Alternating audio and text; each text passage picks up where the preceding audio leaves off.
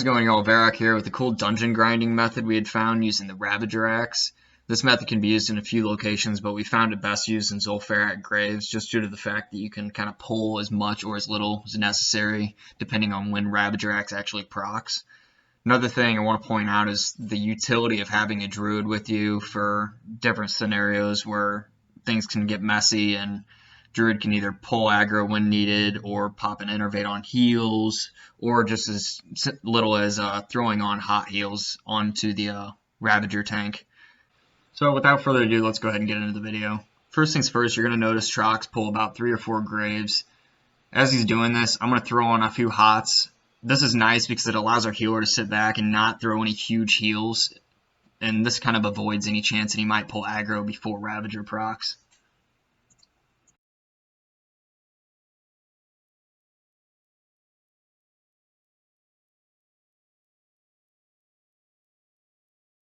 Once you're able to get Ravager to proc, things are fairly smooth as you just want your casters to help with area effect damage and the druids pick up any stray mobs that the casters or heals might aggro.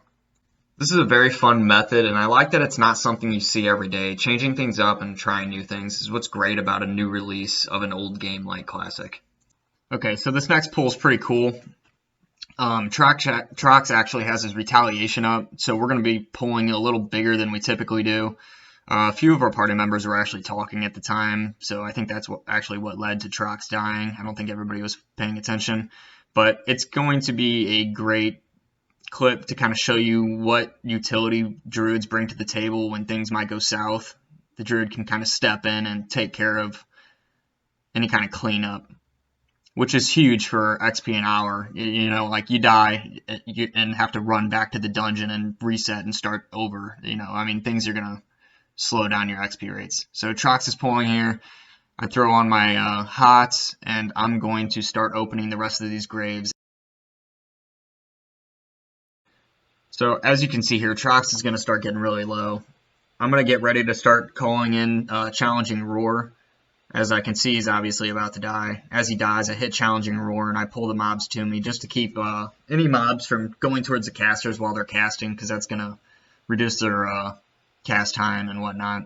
We'll just burn down what we have here.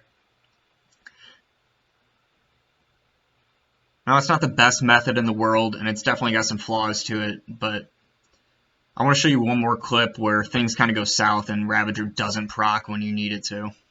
So this is the next clip I want to show you guys when Ravager doesn't proc as much as you need it to and heals pulls threats on newly spawned mobs.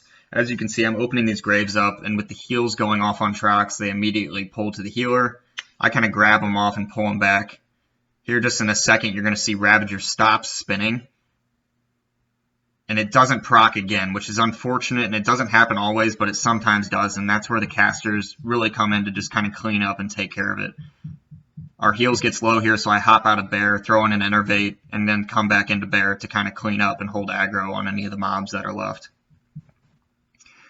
But this is pretty much the gist of it. I want to show one more kind of cool clip on the stairs, which is one of the other optional places you can farm.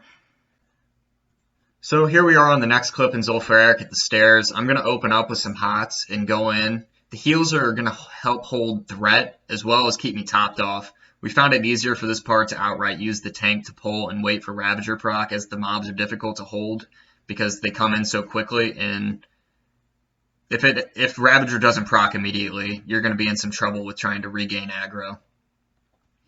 So as you see here, Trox is trying to get his Ravager to proc, and it finally does. So I'm going to go in, and I'm going to go ahead and just start pulling more mobs and try to bring the mobs straight to the Ravager proc.